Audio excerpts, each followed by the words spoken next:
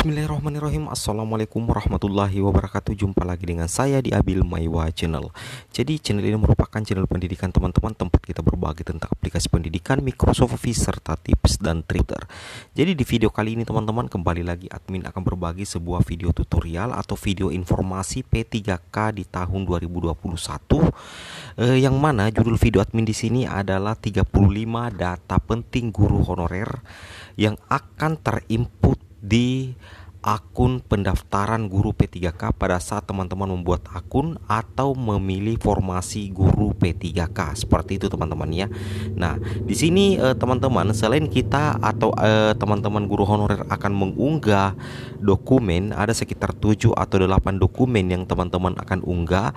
Di sini juga akan admin pandu bagaimana sebenarnya atau data-data apa saja yang akan teman-teman isikan nanti di akun pendaftaran sekaligus pemilihan formasi guru P3K secara online, yang nantinya bisa memastikan teman-teman bisa lulus secara administrasi. Seperti itu teman-teman ya.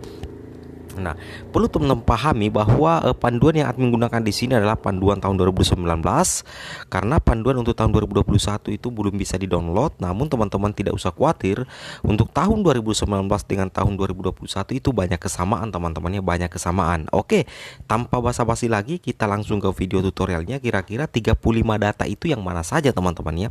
Jadi perlu teman-teman pahami, untuk pendaftaran akun P3K itu ada data yang harus teman-teman pahami. Yang pertama itu adalah nomor identitas. Ini khusus untuk guru THK2 ya. Jadi ada namanya nomor identitas honorer. Jadi terkhusus buat teman-teman usia 35 ataupun guru honorer THK2 itu silahkan persiapkan nomor ujiannya ya, nomor identitas honorer yang pernah dipakai pada saat seleksi kategori 2. Kalau tidak salah itu sekitar tahun 2013 dulu teman-teman ya, kalau tidak salah.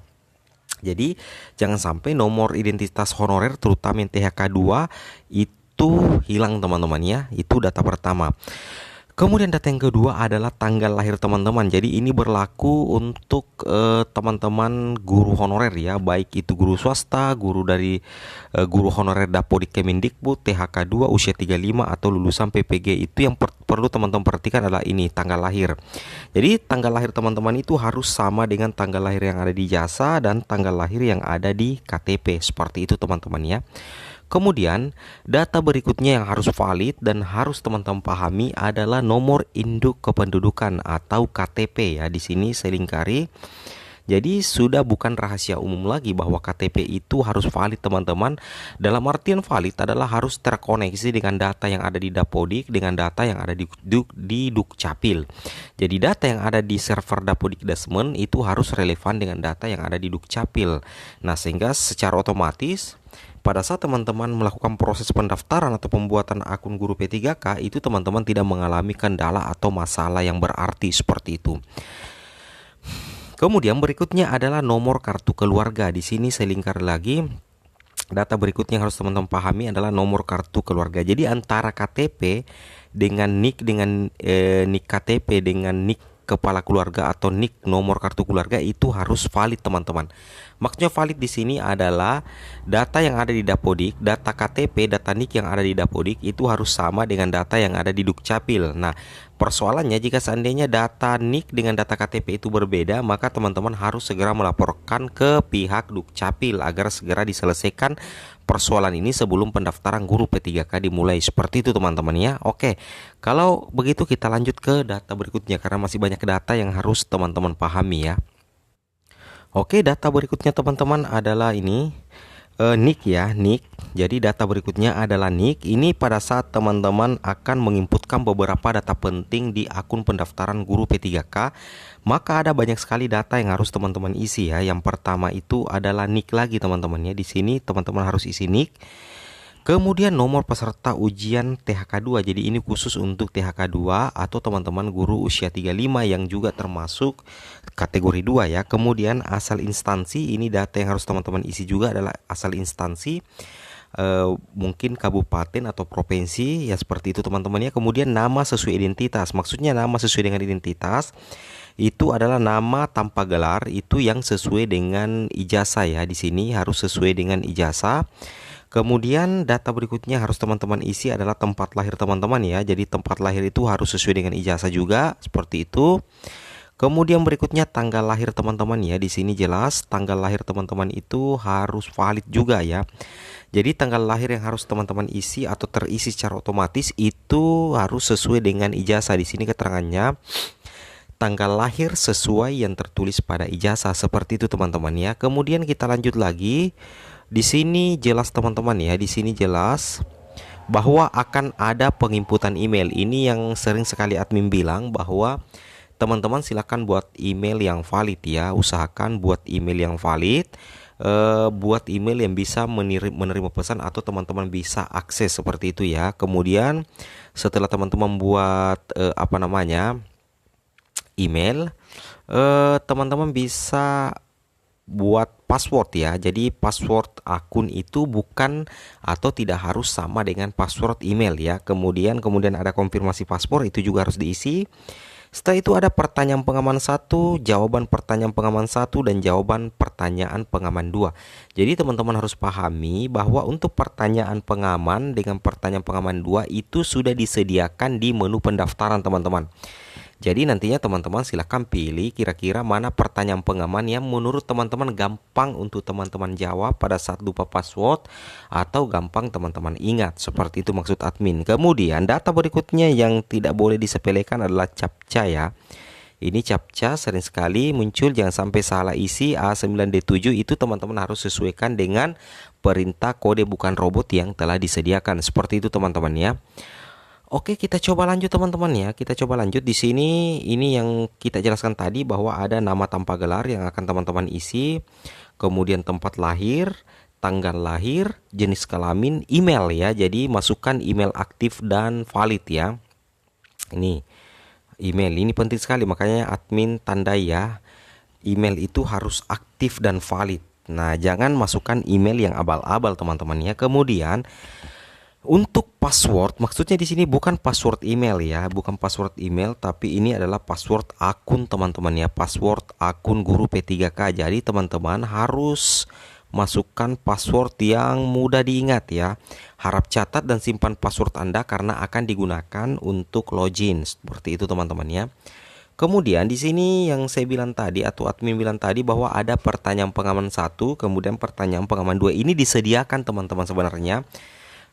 Disediakan di pilihan choice pada saat teman-teman akan memilih pertanyaan pengaman 1 atau pertanyaan pengaman 2, itu disediakan teman-teman ya. Kemudian setelah itu teman-teman masukkan captcha. Nah, yang paling penting di sini yang akan teman-teman data yang harus disediakan adalah ini. Nah, jadi teman-teman akan mengupload pas foto ya. Teman-teman akan foto dengan latar belakang merah dalam format JPG minimal 120 KB ya. Jadi minimal 120 KB, seperti itu teman-teman ya. Kemudian setelah teman-teman mengisi semua data dengan benar dan lengkap, maka data yang telah disimpan itu tidak dapat diperbaiki teman-teman ya. Nah, itu kalau sudah tersimpan itu sudah tidak bisa diperbaiki, seperti itu Bapak Ibu ya. Kemudian di poin 11 itu Bapak Ibu silahkan selanjutnya klik menu lanjutan ya. Maka kita akan menuju ke pengisian data berikutnya. Jadi ini ada sekitar, kalau tidak salah ada sekitar 35 data teman-teman ya. Ada sekitar 35 data ya. Nah, di sini kartu informasi akunnya ini sudah selesai. Jadi kita perhatikan untuk kartu pendaftaran seperti itu. Ini sudah sampai selesai jika sudah langkah keempat teman-teman ya. Sudah langkah keempat. Di sini teman-teman kalau sudah masuk di langkah keempat itu teman-teman bisa mencetak kartu informasi akun ya, seperti itu. Oke, kita lanjut lagi teman-teman ya. Kita coba lanjut. Nah, seperti ini contoh kartu informasi akun tahun 2019 itu nanti insya Allah akan hampir sama dengan yang tahun 2021. Jadi teman-teman jangan khawatir ya. Mungkin cuma sedikit saja perbedaannya. Nah, di sini setelah teman-teman membuat akun, maka akan ada beberapa data lagi yang harus teman-teman isi. Dan jika salah isi, maka dipastikan teman-teman bisa gagal secara administrasi, seperti itu teman-teman ya. Namun hal pertama yang harus teman-teman lakukan adalah login dulu ke portal SSP3K dan mengisi biodata, seperti itu. Nah, di sini biodata yang akan isi teman-teman adalah login menggunakan DIK dengan password yang telah dibuat ya. Saya rasa tidak ada masalah. Nah, di sini teman-teman akan melakukan swap foto ya. Di sini teman-teman melakukan swap foto. Jadi teman-teman memegang apa namanya kartu informasi akun ya. Kartu informasi akun teman-teman langsung pegang saja ya. Jadi tidak ada masalah menurut admin ya. Sudah sering sekali tutorial-tutorial mungkin teman-teman nonton seperti ini ya. Namun admin alangkah baiknya admin mengingatkan teman-teman ya agar tidak terjadi kesalahan yang tidak diinginkan ya, seperti itu.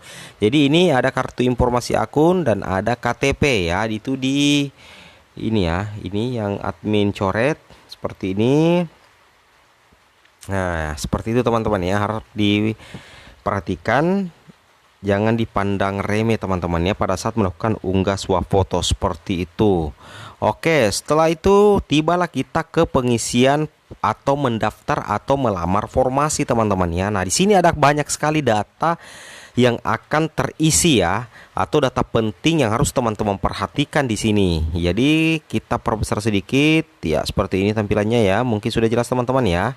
Oke, setelah itu kita kunci. Nah, di sini akan ada banyak data yang akan teman-teman isi. Yang pertama mungkin instansi ya. Jadi di pemerintah daerah atau pemerintah provinsi tempat teman-teman melamar formasi. Kemudian yang kedua adalah jenis formasi. Kemudian maksudnya jenis promosi di sini yang dipilih adalah apa ya? Jadi ada pilihan ya, CPNS atau P3K. Jadi bagi teman-teman guru honorer itu sebaiknya memilih P3K ya, memilih P3K seperti itu Bapak Ibu ya. Kemudian jabatan tentunya tenaga guru kalau teman-teman adalah seorang guru ya. Kemudian untuk NUPTK saya garis dulu, mungkin bisa jadi tidak ada atau memang ditiadakan. Kalaupun ada ya masih bertahan sampai sekarang ya, seperti itu. Namun untuk Serdik kayaknya ada teman-teman ya, ada untuk Serdik. Jadi teman-teman guru honorer yang memiliki Serdik dan NUPTK siapkan saja datanya seperti itu. Kemudian pendidikan minimal ya, pendidikan minimal maksudnya pendidikan minimal itu harus S1 ya. Jadi data yang harus terisi itu harus S1 teman-teman ya, wajib berijazah S1 seperti itu. Nah, seperti ini. Kita lanjut lagi. Kemudian pendidikan saat ini tentunya harus sama dengan pendidikan terdata, yaitu berijazah S1 teman-teman ya. Kemudian bagi teman-teman guru honorer yang mengajar itu akan ada lokasi kerja saat ini. Misalnya di SD ini mungkin seperti itu. Kemudian mata pelajaran yang diajarkan apakah guru olahraga atau guru kelas, seperti itu untuk jenjang SD ya. Seperti itu teman-teman ya. Kemudian di sini teman-teman data lagi yang harus terisi dan terinput benar adalah nama PT atau perguruan tinggi teman-teman yang tempat teman-teman menyelesaikan perguruan tinggi atau mendapatkan ijazah S1. Kemudian nama PT-nya itu diinput ulang di sini harus sesuai dengan nama PT yang di atas, artinya harus sesuai dengan nama PT yang ada di ijazah seperti itu. Kemudian teman-teman isi IPK. Kemudian data berikutnya harus teman-teman isi adalah tanggal ijazah. Nah, ini tanggal ijazah penting sekali, makanya teman-teman harus betul-betul siapkan ijazah S1 teman-teman ya.